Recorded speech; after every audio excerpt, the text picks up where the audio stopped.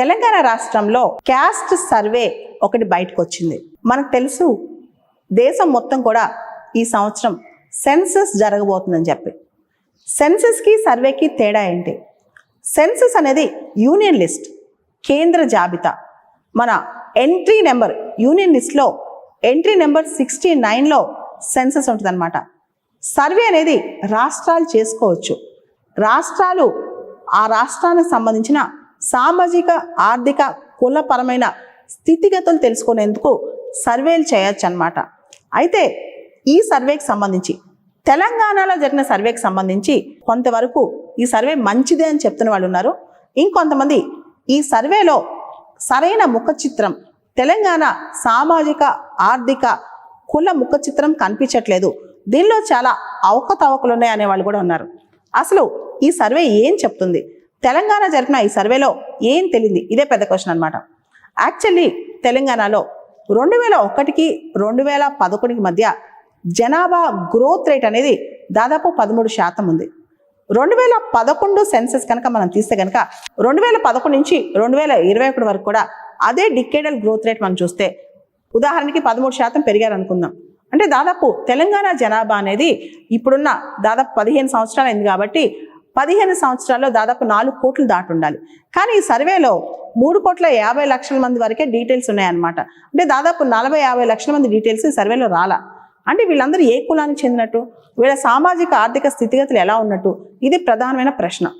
రెండో ప్రశ్న, కేసీఆర్ గారు ఇంతకుముందు చేపట్టిన సమగ్ర కుటుంబ సర్వే, దానికి సంబంధించి కనుక మనం చూస్తే దానిలో బీసీల సంఖ్య దాదాపు 61% ఉంది. కానీ ఇప్పుడు బీసీల సంఖ్య 56.33% ఉంది.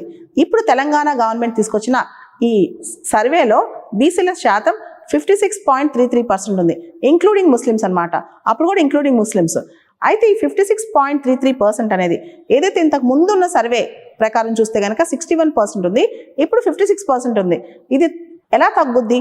ఇంకా చెప్పాలంటే అసలు బీసీలు ఇంకా తెలంగాణలో ఎక్కువ ఉన్నారు, వీళ్ళకి ఇంకా అనేక విషయాల్లో వాటా కావాలి, ప్రభుత్వ రిజర్వేషన్లో వాటా పెరగాలి, 42% రిజర్వేషన్ కాదు ఇంకా ఎక్కువ రావాలి వాళ్ళకి.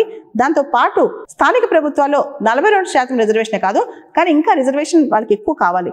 అంతేకాదు అసలు బీసీలకు అందాల్సిన ప్రాపర్ వెల్ఫేర్ స్కీమ్స్ కానీ, సంక్షేమం కానీ, వాళ్ళకి సంబంధించిన పాలసీస్ కానీ పూర్తి స్థాయిలో తెలంగాణలో జరగట్లేదు.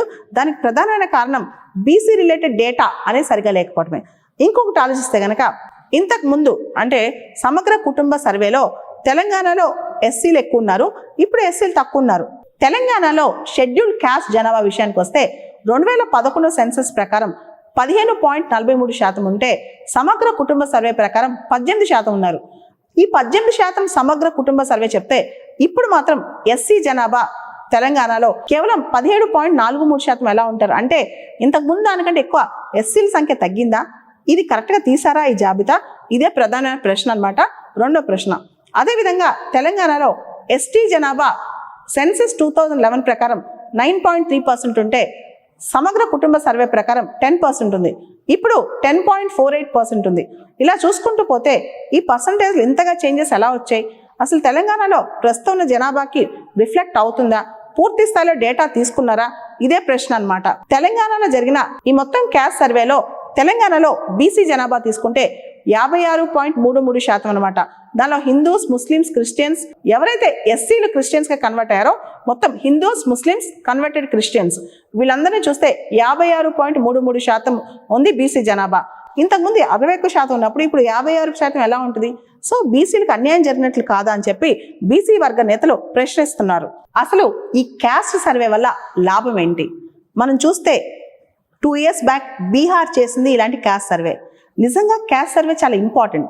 దానికి ప్రధానమైన కారణం సామాజికంగా, ఆర్థికంగా, మతపరంగా, అంతేకాదు ఆరోగ్యపరంగా ఏ పాలసీ మేకింగ్ చేయాలన్నా, ఎటువంటి రిజర్వేషన్స్ ఇవ్వాలన్నా, లేదా ఎవరిని ఎలా టార్గెటెడ్గా వాళ్ళని డెవలప్ చేయాలన్నా సరే దానికి ఖచ్చితంగా ఒక సర్వే మన దగ్గర ఉండాలి. బీహార్ తర్వాత తెలంగాణ రాష్ట్రం ఇంత అద్భుతమైన సర్వే చేపట్టింది అంటే మంచి పాలసీ మేకింగ్కి ఈ సర్వే అవసరం. అయితే బీసీల శాతం ఇంత గణనీయంగా ఎలా తగ్గింది? ఇంతకుముందేమో 60-61% ఉన్నప్పుడు ఇప్పుడు 56% ఎలా తగ్గిందంటే దానికి ఒక కారణం అయితే ఉంది. అది కూడా కొంత కారణం అయి ఉండొచ్చేమో. ఎప్పుడైతే ఆంధ్ర తెలంగాణ డివైడ్ అయ్యాయో ఆ టైంలో ఆంధ్రాకు చెందిన బీసీస్ 26 రకాల బీసీస్ని ఇక్కడి నుంచి ఎక్స్క్లూడ్ చేసాం అనమాట, మనం మినహాయించాం అనమాట. వాళ్ళు దాదాపు వాళ్ళ సంఖ్య కొన్ని లక్షల్లో ఉండొచ్చు. అది 4 లక్షలు ఉంటుందా 5 లక్షలు ఉంటుందా స్పష్టత లేదు, కానీ కొన్ని లక్షల్లో ఉండొచ్చు. అయినంత మాత్రం ఇంత గణనీయంగా తగ్గుద్దా అని చెప్పి ప్రశ్నిస్తున్నారు. అంటే ప్రాపర్గా ఒక క్వాంటిఫైబుల్ డేటా బీసీ కానీ ఎస్సీ కానీ ఎస్టీ కానీ జనాభా తీసుకుంటే కనుక నిజంగా పాలసీ మేకింగ్లో మనం చాలా క్వాలిటేటివ్ చేంజ్ తీసుకురావచ్చు అనమాట. దానికి ప్రాపర్ అప్రోచ్ ఉండాలి. సో దీనికి సంబంధించి ఇంకా బెటర్ ఎక్సర్సైజ్ గవర్నమెంట్ చేస్తే బాగుండేదని చెప్పి నిపుణులు చెప్తున్నారు.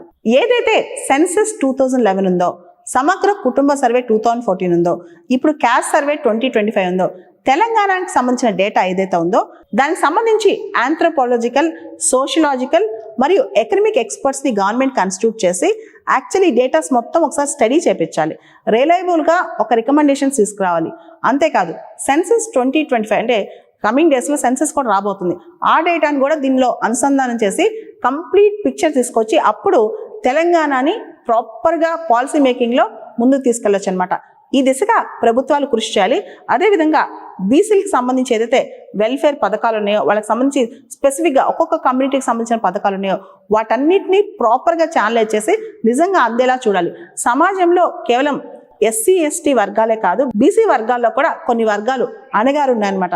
వాళ్ళకి సంబంధించి ఒక టార్గెటెడ్ అప్రోచ్ చేస్తే వాళ్ళు కూడా మెయిన్ స్ట్రీమ్లో కలిసిపోయే అవకాశం ఉంది, జనజీవన స్రవంతిలోకి వచ్చే అవకాశం ఉంది. ఈ అవకాశం కల్పించేందుకు ప్రభుత్వం ఇలాంటి సర్వేల్లో క్వాంటిఫైబుల్, ప్రాపర్, రిలయబుల్ డేటా తీసుకురావాలి.